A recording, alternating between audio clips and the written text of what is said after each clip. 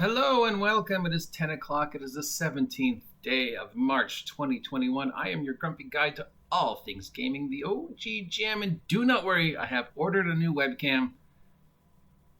I don't know what that means. Maybe it'll be better than this one. Maybe it'll be worse. It was on sale. So it is time for the RPG print news. The following products should be available at your friendly local game store. That's Seth's Games and Anime here in Ventura. Or North Coast Role Playing if you're in Eureka, California.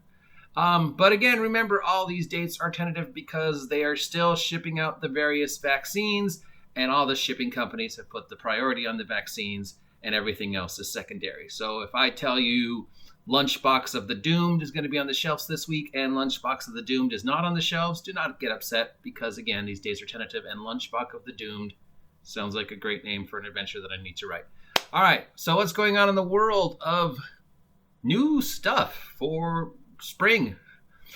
We are getting into the beginnings of convention season. There has already been a couple small conventions. RetroCon just happened, a couple others, which means award seasons, which means we should start seeing the new products start getting pushed and the more interesting big ticket products. So I'm excited about this time of year always, because this is usually the time when we get to see the second quarter big ticket fun items. And the first thing I'm looking at already looks like this is something I'd want.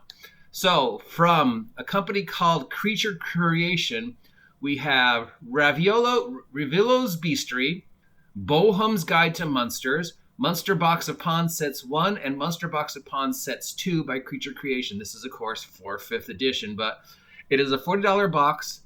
It is 100 new monsters, each box. Plus, here's the good part, each box comes with 44 plastic pawns with stands. So plastic pawns are kind of like they're colored. Remember Shrinky Dinks?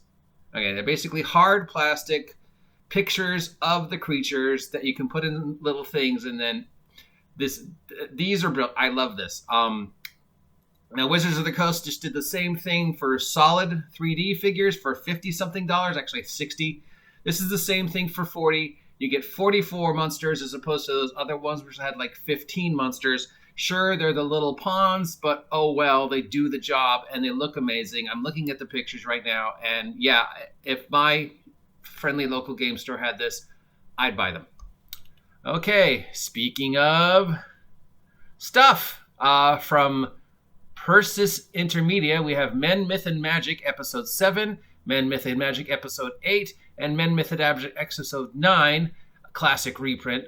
This is for the Men, Myth, and Magic RPG classic reprint. Grand reprints of 1980s modules, $11.95 each, a complete adventure path of 9 episodes before there were adventure pods. Episodes 1 through 4 can be found in the original Men, Myth, and Magic box set or the classic reprint. 5 and 6 are linked above. Okay, so this... does anybody remember a Men, Myth, and Magic role-playing game? Sounds familiar. Anyways, I guess they did an adventure path in the 1980s, in a series of interconnected modules. This happened. I mean, they're saying that they're one of the first, but really I would say the G series is one of the first. And now they have finally been able to start reprinting them. This is for the Men, Myth, and Magic role-playing game. Roman flavored, it looks like. Interesting. Okay, so if that's something, if you remember Men, Myth, and Magic, it does sound familiar. And you want to see them make a comeback, then it's $11.95 for each module, which is unbelievably cheap. Most modules go for $22. So yeah, that's coolness. Everything. From Golden Goblin Press, we have the Eldoreth New England Holiday Collection for Call of Cthulhu. So it's holiday themed Call of Cthulhu adventures. $50 for a soft cover adventure collection. Yeah, so I guess Christmas, it looks like, maybe a Halloween, possibly even a Thanksgiving. A Call of Cthulhu Thanksgiving adventure would just be awesome. From Crafty Games, we have more dice for Mistborn Adventures, Alloy of Law, and the Fuchemi, Feruchemy, Feruchemy. Okay, that's not a word. Stop making up words. So again, this is a series of 6-sided dice, 26-sided dice, golden colors, 6 faces with the symbols of whatever. I would need to understand what the Mistborn Adventure game is to see why I'm paying $25 for a bunch of 6-siders with scribble marks on them. Anybody here familiar with this game? Why do I need 20 dice with weird symbols on them? Did the symbols mean something for the magic system? Brandon Sanderson's Mistborn. Okay. From Onyx Publishing, we have Cults of the Blood God for Vampire the Masquerade at a $55 cover price.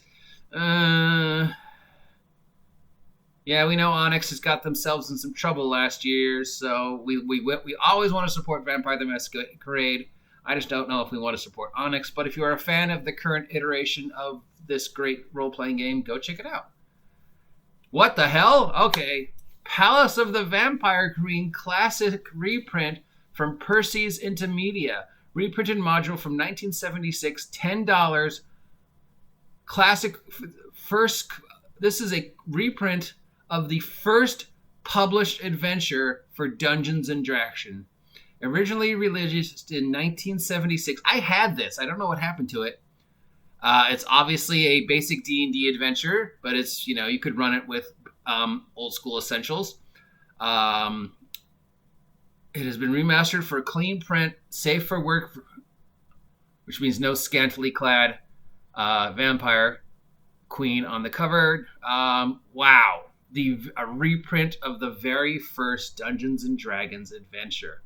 This thing has been so hard to get. It goes on eBay for like $500-$600.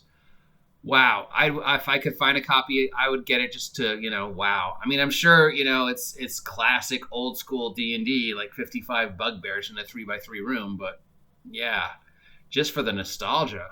I had this. I don't know what happened to it.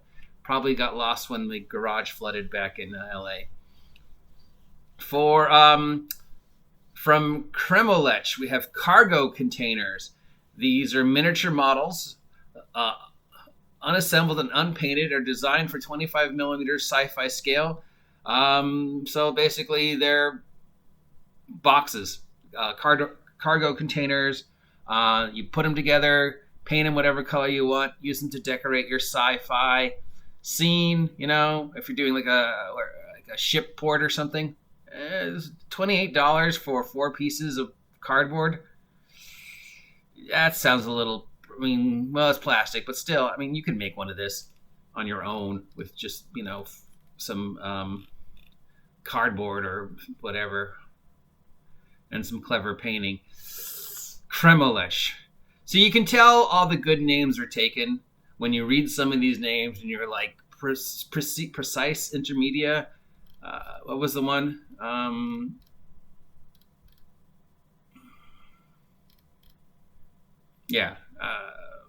All the good names are taken, so people are just starting to make up names like Frukumenshi.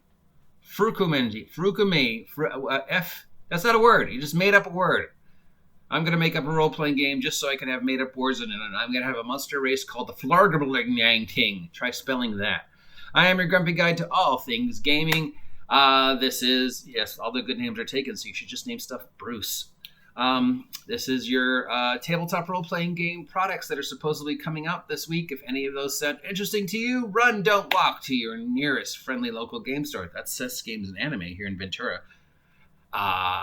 And ask them to get them for you. I will definitely try to pick up this box of figures and the Palace of the Vampire Queen, so if I do, I will review them. If you haven't subscribed yet, please subscribe. Help me hit 500 subs by August 4th. And support me, Pepsi. I need a sponsor, and I will sell out. I will talk to you later. Get off my lawn.